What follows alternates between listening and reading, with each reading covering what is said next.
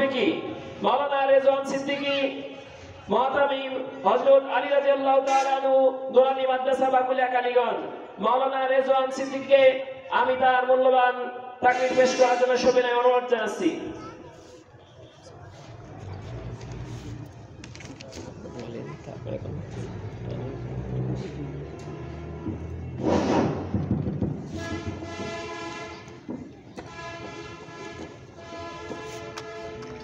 अस्सलामु अलैकुम व रहमतुल्लाहि व बरकातुहू। नहमदुहु व नस्तईनुहु व नस्तगफिरुहु व नऊज़ु बिल्लाहि मिन शुरूरि अनफुसिना व मिन सय्यिआति अअमालिना। मन यहदिहिल्लाहु फला मुदिल्ल लहु व मन युद्लिलहु फला हादिय लहु। व नशहदु अन ला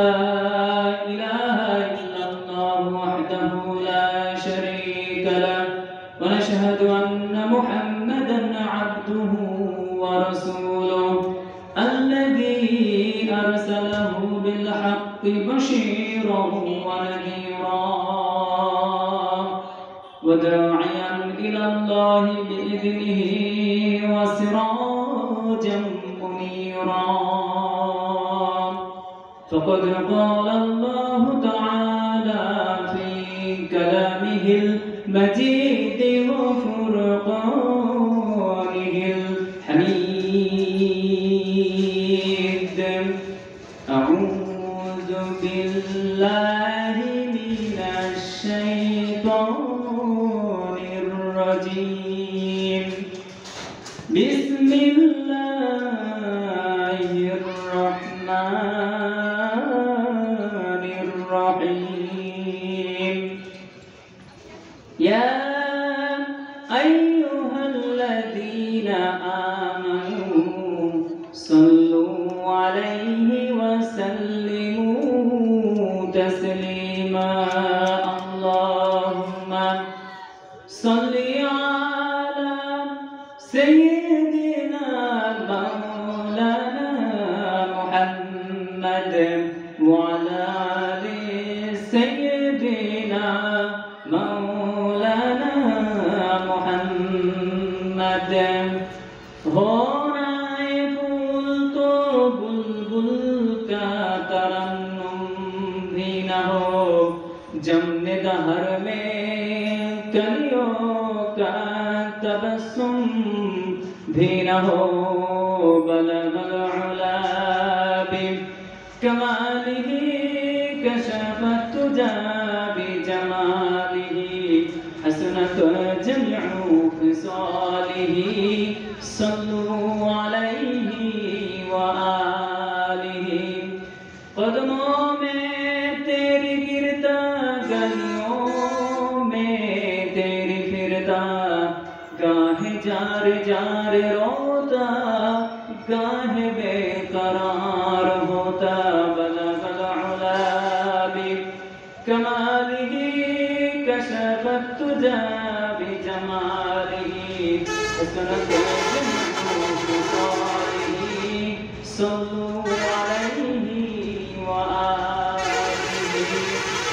আরবের বুকে মক্কার পথে আমিনার যেথায় ঘর, খোদার করুণা কৌসার হয়ে ঝরছে বারংবার। বলগল উলা বিকমালিহি কশফত তুজা বিজমালিহি हसनत जमीउ खिसालिही। सल्लु अलैहि व आलिहि। ফয়তলা বাকুলিয়া হাফিজিয়া মাদ্রাসার উদ্যোগে বিরাট তাফসীরুল কুরআনুল কারীমের মাহফিলের সম্মানিত সভাপতি হযরত উলামায়ে ইকরাম, তলাবায়ে ইলম, সামনে উপবিষ্ট দিনদার ভাইরা, বাবাজিরা, পর্দার মা এবং বোনেরা, আজকের এই মহতী মাহফিলে যারা উপস্থিত হয়েছেন তাদের সকলকে আমার পক্ষ থেকে হৃদয় নিংড়ানো ভালোবাসা, শুভেচ্ছা, অভিনন্দন এবং সালাম জানাচ্ছি। আসসালামু আলাইকুম ওয়া রাহমাতুল্লাহি ওয়া বারাকাতুহু। সবটুকু শুকরিয়া সেই মহান রব্বুল আলামিনের জন্য, যিনি আজকের এই মুতাবারক মাহফিলে আমাদের আসার এবং বসার মেহেরবানি করে দান করেছেন।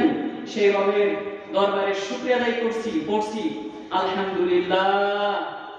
অগণিত অসংখ্য দুরূদ ও সালাম আল্লাহর সৃষ্টির প্রধান আকর্ষণ, বিশ্ব সবার সভাপতি, সমস্ত নবী রাসূলগণের মাথার তাজ, ইমামুল মুরসালিন, খাতামুন নবিয়্যিন ওয়াল মুরসালিন, শাহেনশাহে রিসালাত, সরকারে দো জাহান, সুলতানুল মদিনা, হুজুরে আকরাম সাইয়্যিদিনা হাবিবেনা মাওলানা মুহাম্মদ সাল্লাল্লাহু আলাইহি ওয়াসাল্লামের উপর প্রত্যেকে পড়ছি সাল্লাল্লাহু আলাইহি ওয়াসাল্লাম। আল্লাহ তাআলা যাকে আজ থেকে প্রায় ১৫০০ বছর আগে প্রেরণ করেছেন, যেই নবী সম্পর্কে আল্লাহ পাক রব্বুল আলামিন কোরআনুল কারীমের মধ্যে ইরশাদ করেছেন, হে রাসূল, নিশ্চয় আমি আপনাকে উত্তম চরিত্র দিয়ে পাঠিয়েছি, নিশ্চয় আপনার চরিত্র উত্তম। আমরা দেখতে পাচ্ছি বাংলার জমিনে কিছু রাম এবং বামরা আমার রাসূলের শানে বেয়াদবি করছে, কটূক্তি করছে।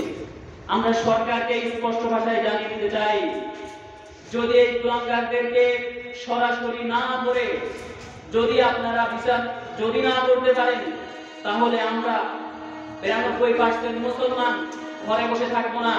বুকের রাজা রক্ত ঢেলে দিয়ে হলেও আমরা এর প্রতিবাদ করবো। কথা বলেন ঠিক না বেশি?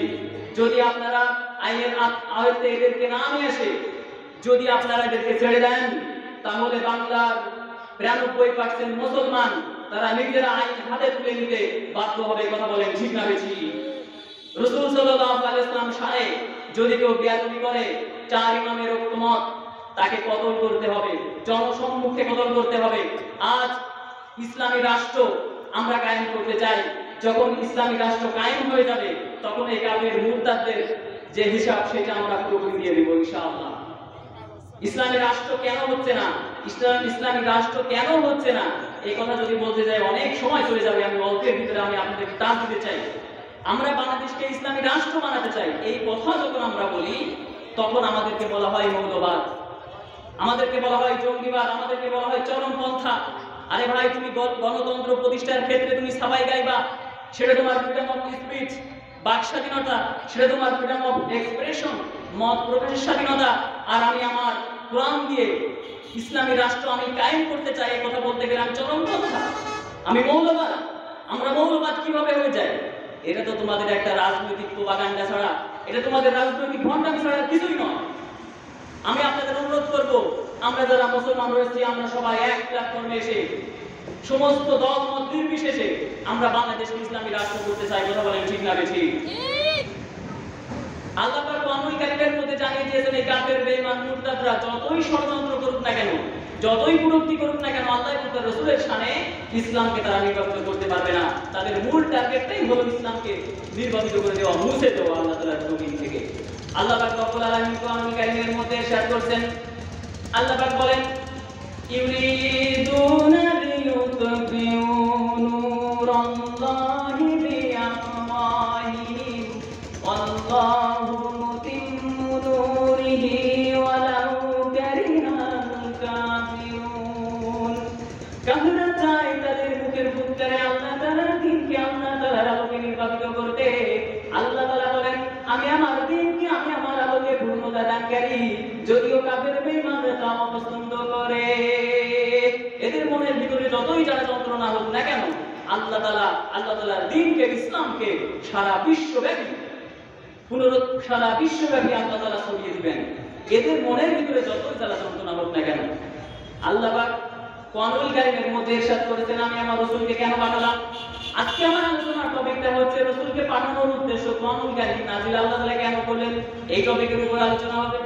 আল্লাহ পাক কোরআনুল কারীমের মধ্যে ইরশাদ করেছেন, আমি আমার রাসূলকে কেন পাঠালাম। হুয়াল্লাযী আরসালা রাসূলাহু বিল হুদা ওয়া দীনিল হক লিইয়ুযহিরাহু আলা দ্দীনি কুল্লিহি ওয়া কাফা বিল্লাহি শাহীদা। আল্লাহ পাক রব্বুল আলামিন কোরআনুল কারীমের মধ্যে ইরশাদ করেছেন, তিনি তার রাসূলকে হেদায়েত ও সত্য দ্বীন সহকারে প্রেরণ করেছেন, যাতে করে সমগ্র ধর্মের উপরে, সমগ্র মতের উপরে, সমগ্র দ্বীনের উপরে ইসলামকে যাতে আল্লাহ তাআলা জয়যুক্ত করে দিতে পারেন, এই জন্য রাসূলকে পাঠিয়েছেন। সুবহানাল্লাহ বলেন। রাসূলকে পাঠানোর উদ্দেশ্যই হচ্ছে এটা, সমগ্র ধর্মের উপরে, সমস্ত মতের উপরে, সমস্ত পথের উপরে ইসলাম ধর্মকে যাতে জয়যুক্ত আল্লাহ করে দিতে পারেন, এই জন্য আল্লাহ রাসূলকে পাঠালেন, কোরআনুল কারীম নাযিল করলেন। আল্লাহ পাক অন্যত্র বলছেন, ইন্না আরসালনাকা বিল হাক্কি বাশীরান ওয়া নাযীরা ওয়া ইন মিন উম্মাতিন ইল্লা খালা ফিহা নাযীর। আল্লাহ পাক রব্বুল আলামিন কোরআনুল কারীমের মধ্যে বলেন, আমি তোমাকে সত্য দ্বীন সহ পাঠিয়েছি, সুসংবাদদাতা, সতর্ককারী হিসাবে তোমাকে আমি দুনিয়ার মধ্যে প্রেরণ করলাম। আর এমন কোন জাতি নাই যে সেই জাতির জন্য আমি আমার পক্ষ থেকে নবী পয়গম্বর পাঠাই নাই। সুবহানাল্লাহ বলেন। প্রত্যেক উম্মতের জন্য, প্রত্যেক জাতির জন্য আল্লাহ তাআলা পয়গম্বর পাঠিয়েছেন, সতর্ককারী পাঠিয়েছেন, পথ প্রদর্শক পাঠিয়েছেন, তাদের জীবনকে পরিবর্তন করে দেওয়ার জন্য, আল্লাহ তাআলার পথের পথিক বানানোর জন্য। তারা যে ভুল পথের উপরে ছিল, সেই ভুল পথ থেকে আল্লাহ তাআলা জান্নাতের পথের পথিক বানানোর জন্য আল্লাহ তাআলা যুগে যুগে পয়গম্বর নবী পাঠিয়েছে, জীবনকে সুন্দর করার জন্য, জীবনের মধ্যে আল্লাহ তাআলার বন্দেগী নিয়ে আসার জন্য। কবিতার কবির ভাষায় বলছেন সুন্দর করে, জিন্দেগি মে বন্দেগি তু করনা হ্যায়, জিন্দেগি মে বন্দেগি তু করনা হ্যায়, जिंदगी में बंदगी शर्मिंदा है, जिंदगी में बंदगी शर्मिंदा है। आए थे हम कुछ न कुछ खरीदने को, जैसे हो रोशन मेरे कल्ब रो। आए थे हम कुछ न कुछ खरीदने को,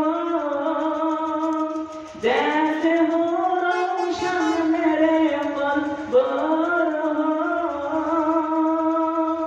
वरना कोई चारा तू जहां में न है, वरना कोई चारा तू जहां में न है।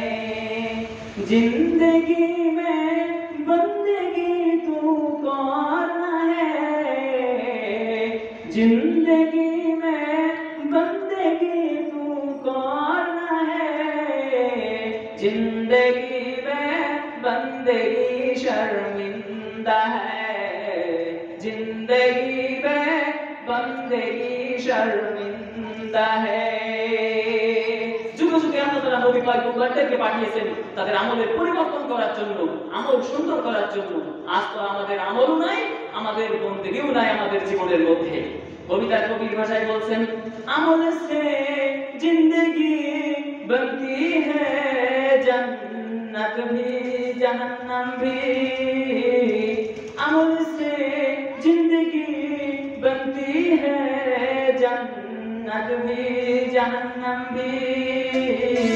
एक अपनी फितरत में नारी है ना नूरी, एक अपनी फितरत में नारी है ना नूरी। আপনি সুন্দর আমল করেন, আপনি ছেলে হন অথবা মেয়ে হন, আপনার আমল যদি ভালো হয়ে যায় আপনার জন্য জান্নাত, আপনি ছেলে হন অথবা মেয়ে হন, আপনার আমল যদি খারাপ হয়ে যায় তাহলে আপনার জন্য জাহান্নাম। এই জন্য আমাদের আমল সুন্দর করতে হবে। আমাদের আমলের মধ্যে যদি আমরা সুন্দর আমল আমরা করতে পারি, আল্লাহ তাআলার হুকুম, রাসূল সাল্লাল্লাহু আলাইহি সাল্লামের তরিকা আমরা যদি নিয়ে আসতে পারি, আমাদের জন্য সেই নিয়ামতের পরিপূর্ণ জান্নাত অপেক্ষা করছে। সুবহানাল্লাহ বলেন। ছোট্ট একটা ঘটনা যদি আমি আপনাদের মধ্যখানে পেশ করি তাহলে বিষয়টা ক্লিয়ার হয়ে যাবে। আমল যদি করেন আল্লাহ তাআলা কি দেবে দেখেন। আহমদ ইবনে হাম্বল রাহিমাহুল্লাহ যুগ শ্রেষ্ঠ মুহাদ্দিস, চার যে ইমাম রয়েছে সেই চারজন ইমামের মধ্যে একজন ইমাম আহমদ ইবনে হাম্বল রাহিমাহুল্লাহ। তিনি হাদিস সংগ্রহ করার জন্য মদিনা থেকে সফর করলেন। তিনি ওই মিশরের পথে সফর করলেন। মদিনা থেকে তিনি সফর করছেন হাদিস সংগ্রহ করার জন্য মিশরের পথে। এখন কত সুন্দর যোগাযোগ ব্যবস্থা, তখন যোগাযোগ ব্যবস্থা এরকম ছিল না। ওটার ঘোড়ায় করে যাওয়া লাগতো, গাধায় করে যাওয়া লাগতো, খচ্চরে করে যাওয়া লাগতো। এখন কত সুন্দর যোগাযোগ ব্যবস্থা হয়ে গেছে। সেই সময় হাজার হাজার কিলোমিটার পাড়ি দিয়ে তারা দিনের খেদমত করেছেন। সুবহানাল্লাহ বলেন, হাদিসের খেদমত করেছেন। হাদিস সংগ্রহ করার জন্য আহমদ ইবনে হাম্বল রাহিমাহুল্লাহ তিনি সফর করলেন। দিন যায় রাত যায়, এইভাবে যাইতে যাইতে তিনি একবার পৌঁছে গেলেন। যখন তিনি ওইখানে পৌঁছালেন, রাতের বেলা এশার ওয়াক্ত হয়ে গেছে। তিনি নামাজ পড়ার জন্য একটা মসজিদে ঢুকলেন। নামাজ যখন আদায় করা শেষ হয়ে গেল, তিনি মনে মনে ভাবলেন, রাতটাই মসজিদে আমি কাটিয়ে যাই। কারণ মিশরের অবস্থা সকালে দিনের বেলা প্রচুর পরিমাণে গরম আর রাতের বেলা প্রচুর পরিমাণে ঠান্ডা। তিনি ভাবলেন যে আমি এখানে রাতটা যাপন করি, সকালের দিকে আমি আবার রওনা করবো আমার হাদিস সংগ্রহ করার জন্য।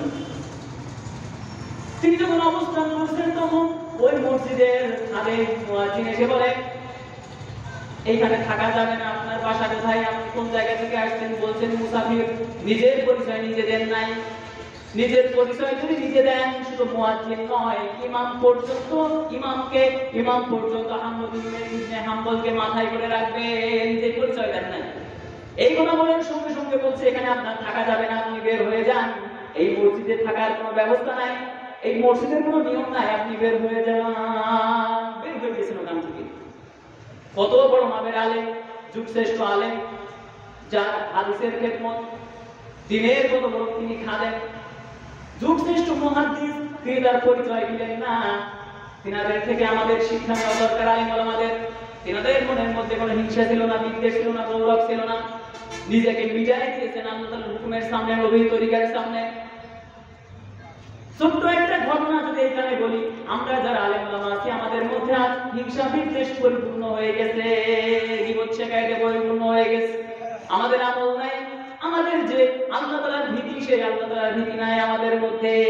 আলেম ওলামা পর্যন্ত আমরা আজ গীবত শেখাইতে ব্যস্ত। আলেম ওলামা পর্যন্ত আমরা আজ আমাদের মুখের যে বাক, এই বাকটা আমরা হারিয়ে ফেলছি। আল্লাহ তাআলার হুকুম, রাসূল সাল্লাল্লাহু আলাইহি ওয়াসাল্লামের তরিকার মধ্যে আমরা চলতে পারছি না।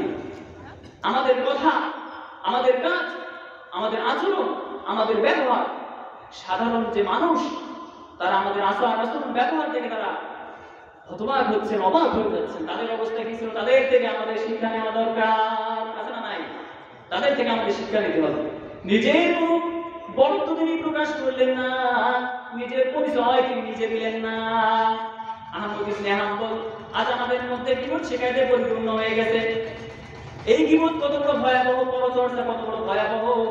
আজ প্রত্যেকটা সেক্টরে প্রত্যেকটা মানুষ যে যেখানে আছে তারা গীবতে ব্যস্ত। এই অপরাধটা আমার মা বোনেদের মধ্যে বেশি।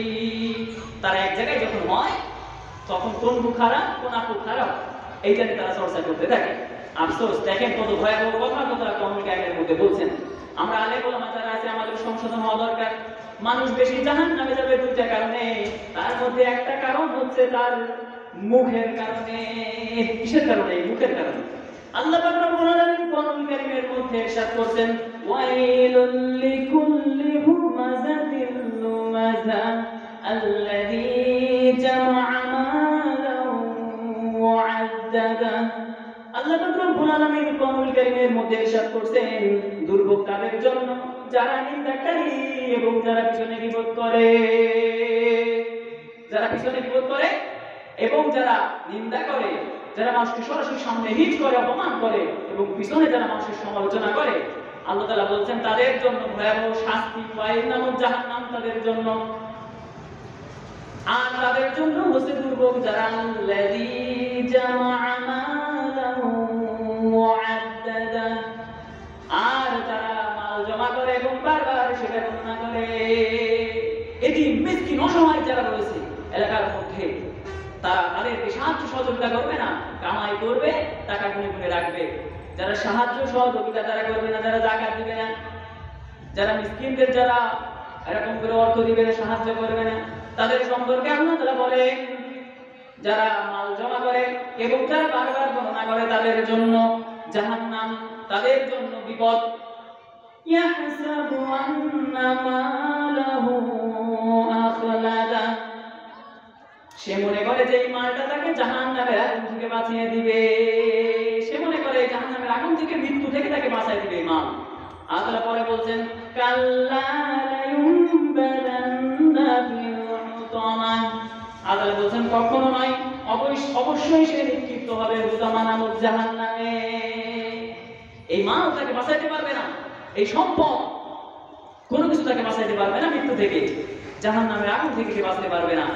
যদি মানুষের সামনে পরনিন্দা করা হয়, পিছনে বিপদ করা হয় এবং মাল জমা করে করে মাল যারা গণনা করবে, অসহায় মিসকিনদের যারা দিবে না, তাদের জন্য আল্লাহ বলছেন তাদের জন্য জাহান্নাম। আল্লাহ তাআলা এবার বলছেন ওয়ামা আদরাকা মাল হুতামা, হে রাসূল আপনি কি জানেন সেই হুতামা নামক জাহান্নামটা কি, আপনি কি জানেন?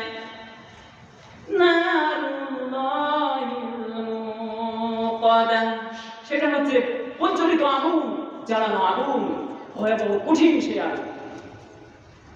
আল্লাতী তাত্তালিউ আলাল আফঈদা, যা হৃৎপিণ্ড পর্যন্ত মানুষকে জ্বালিয়ে দিবে।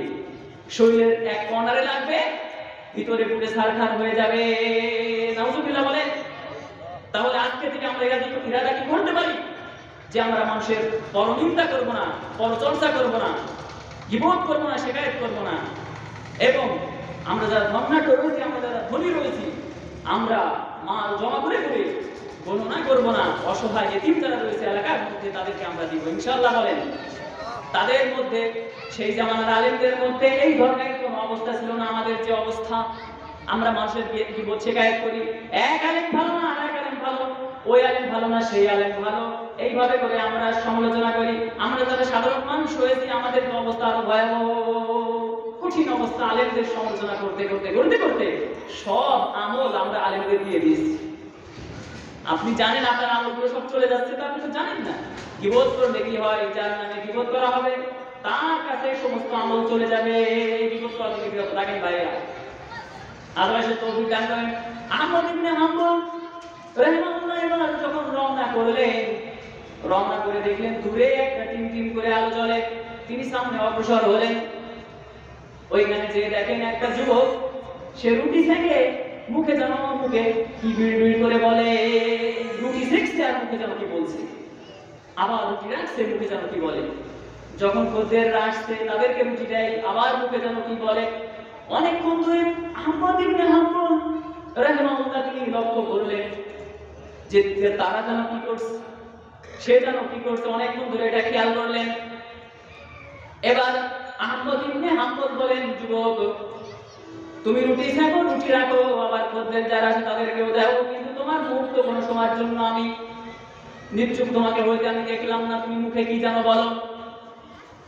যুবক বলছে যে আপনার বাসা কোথায়, আপনি কোন জায়গা থেকে আসছেন? বলছে আমি মুসাফির। যুবক এবার বলে আমি অনেকক্ষণ ধরে দেখছি আপনি বসে আছেন এইখানে। এবার যুবক বলে যে আল্লাহ তাআলার গোলাম, আমি মুখে যেটা বলি সেটা অন্য কিছু বলি না, আমি ইস্তেগফার করি। আস্তাগফিরুল্লাহ আস্তাগফিরুল্লাহ আস্তাগফিরুল্লাহ, সব সময়ের জন্য আমি ইস্তেগফার করি। এবার যুবক নিজে নিজেই বলে আল্লাহ তাআলার বান্দা আপনি কি জানেন এই ইস্তেগফার করার দ্বারা আল্লাহ তাআলা আমাকে কি নিয়ামত দান করেছে, আপনি কি জানেন? এবার আহমদ ইবনে হাম্বল বলছে যে তোমাকে নিয়ামত দান করেছে সেটা কি? যুবক এবার বলে এ পর্যন্ত আমি যত দোয়া করেছি সব দোয়া আল্লাহ পাক আমার কবুল করে নিয়েছেন। সুবহানাল্লাহ বলেন, সব দোয়া আল্লাহ কবুল করে নিয়েছেন ইস্তেগফার করার কারণে। এবার যুবক বলে একটা দোয়া বাদে। ইমাম ইবনে হাম্বল রাহিমাহুল্লাহ তখন মনে মনে ভাবছিলেন যে এটা সত্য হইতেও পারে বা মিথ্যাও হইতে পারে, এখন বলছে সব কবুল হয়ে গেছে কিন্তু একটা বাদে। এবার আহমদ ইবনে হাম্বল বলে সেই দোয়াটা কি? এবার যুবক বলে আমার মনের বড় আশা, আমি মদিনায় যাব, আমার পেয়ারা হাবিবের রওজা মুবারক আমি জিয়ারত করব, আর যুগ শ্রেষ্ঠ আলেম, যুগ শ্রেষ্ঠ মুহাদ্দিস আহমদ ইবনে হাম্বলের সঙ্গে আমি সাক্ষাৎ করব। আল্লাহু আকবার। কিন্তু আমার এই দোয়াটা কবুল হয় নাই। তার পিছনে প্রধান কারণ হচ্ছে আমার মা অসুস্থ, আমার মা নিজে খাইতে পারে না, নিজের কাপড় নিজে পরিধান করতে পারে না। আমার মা অসুস্থ হওয়ার কারণে সারাদিন আমি রুটি বিক্রি করি আর সন্ধ্যের সময় গিয়ে আমি আমার মায়ের খেদমত করি, যার কারণে এটা কবুল হয় নাই। আহমদ ইবনে হাম্বল এবার বসা থেকে উঠে গিয়েছেন, আল্লাহু আকবার বলে তাকবীর দিয়েছেন। যুবক বলে যে আপনি তাকবীর কেন দিলেন? এবার আহমদ ইবনে হাম্বল বলেন যে যুবক, তুমি তোমার ইস্তিগফার করার কারণে, তোমার মায়ের খেদমত করার কারণে আল্লাহ তাআলা তোমার সব দোয়া কবুল করেছে, কিন্তু একটা করে নাই, তোমার কষ্ট করে যাওয়া লাগে নাই ওই মদিনায়। আল্লাহ তাআলা তোমার সামনে, তোমার রুটির দোকানের সামনে আহমদ ইবনে হাম্বলকে হাজির করে দিয়েছেন। সুবহানাল্লাহ বলেন। তাদের অবস্থা কি ছিল? আউলিয়ারা কারে উকবার ইখতিয়ার, জাহেলারা কারে দুনিয়ায় ইখতিয়ার। তাদের অবস্থা কি ছিল আর আমাদের অবস্থা কি? কোরআনুল কারীমের মধ্যে আল্লাহ পাক বলছেন, আমি আমার রাসূলকে দুনিয়ার মধ্যে প্রেরণ করলাম পথগুলো মানুষদেরকে আল্লাহ তাআলার দ্বীনের দিকে জুড়িয়ে দেওয়ার জন্য, আল্লাহ তাআলার সঙ্গে জুড়িয়ে দেওয়ার জন্য আমি আমার রাসূলকে দুনিয়ার মধ্যে প্রেরণ করলাম। আল্লাহ পাক কোরআনুল কারীমের মধ্যে বলছেন, আলিফ লাম রা কিতাবুন আনজালনাহু ইলাইকা লিতুখরিজান নাসা মিনাজ যুলুমাতি ইলান নূর। আল্লাহ পাক কোরআনুল কারীমের মধ্যে বলেন, এই একটি কিতাব আমি আপনার উপরে নাযিল করেছি যাতে করে তুমি অন্ধকারে থাকা মানব জাতিকে আলোর দিকে নিয়ে আসতে পারো। সুবহানাল্লাহ বলেন। তাহলে আল্লাহ তাআলা কোরআনুল কারীম নাযিল করলেন তার রাসূলের উপরে অন্ধকারে থাকা মানব জাতিকে আলোর দিকে নিয়ে আসার জন্য। অন্ধকার হচ্ছে আল্লাহ তাআলার নাফরমানি, অন্ধকার হচ্ছে আল্লাহর হুকুম না মানা, নামাজ না পড়া, রোজা না রাখা, হজ না করা। আর আলো হচ্ছে আল্লাহর হুকুম মানা, নবীর তরিকার উপরে চলা। সুবহানাল্লাহ বলেন। আমি এই কারণে আমি আপনার উপরে কোরআনুল কারীম নাযিল করেছি। রাসূল সাল্লাল্লাহু আলাইহি ওয়াসাল্লাম যে দুনিয়ার মধ্যে আসবে এই কথা হযরত ঈসা আলাইহিস সালাম অনেক আগে জানিয়ে দিয়েছেন তার উম্মতদেরকে। সেই কথা আল্লাহ পাক কোরআনুল কারীমের মধ্যে জানিয়ে দিলেন, وَإِذْ قَالَ عِيسَى ابْنُ مَرْيَمَ يَا بَنِي إِسْرَائِيلَ إِنِّي رَسُولُ اللَّهِ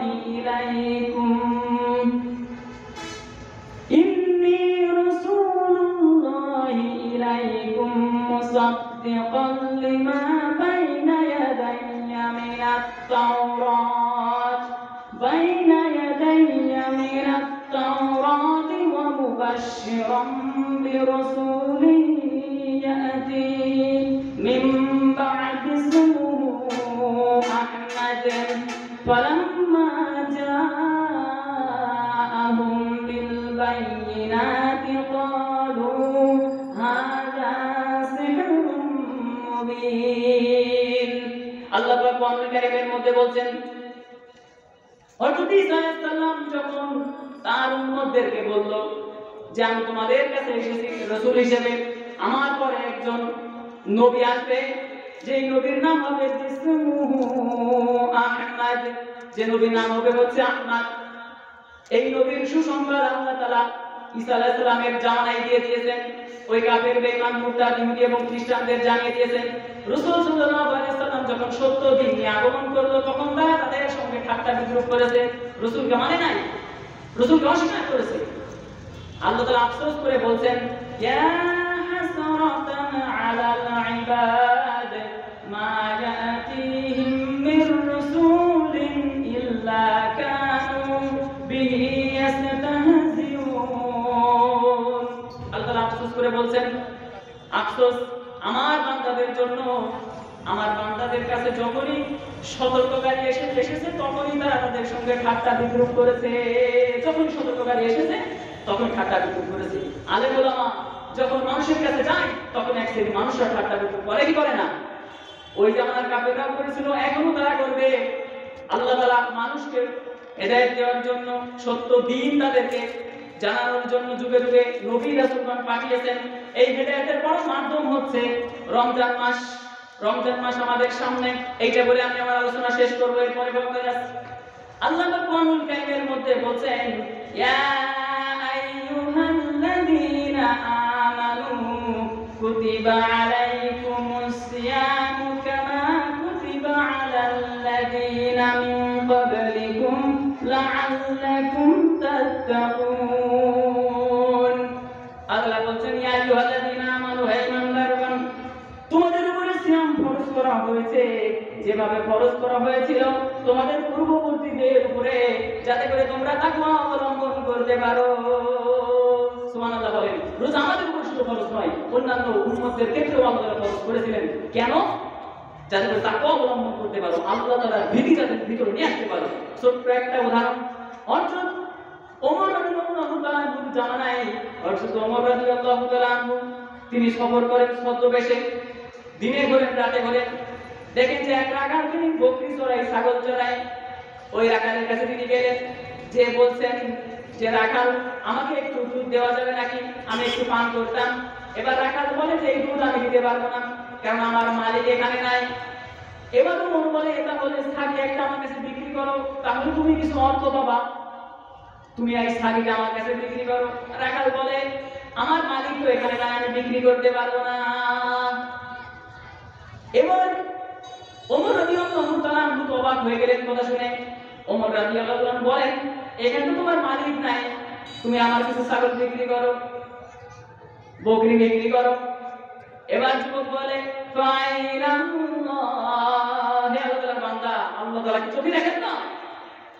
তুমি আমার কাছে ছাগল ক্রয় করবে, আমার মালিক এখানে নাই, আমার মুনিব, আমার প্রকৃত মালিক, সেই মালিক তো দেখছেন। সেই সাধারণ একজন রাখালের মধ্যে যে ইমানি পাওয়ার ছিল, ইমানি যে জোশ ছিল, সেই ইমানি জোশ আমাদের মধ্যে নাই। আল্লাহ পাক কোরআনুল কারীমের মধ্যে ইরশাদ করেছেন, শাহরু রমাদানাল্লাযী উনজিলা ফীহিল কুরআন হুদাল লিন-নাসি ওয়া বাইয়িনাতিন মিনাল হুদা ওয়াল ফুরকান।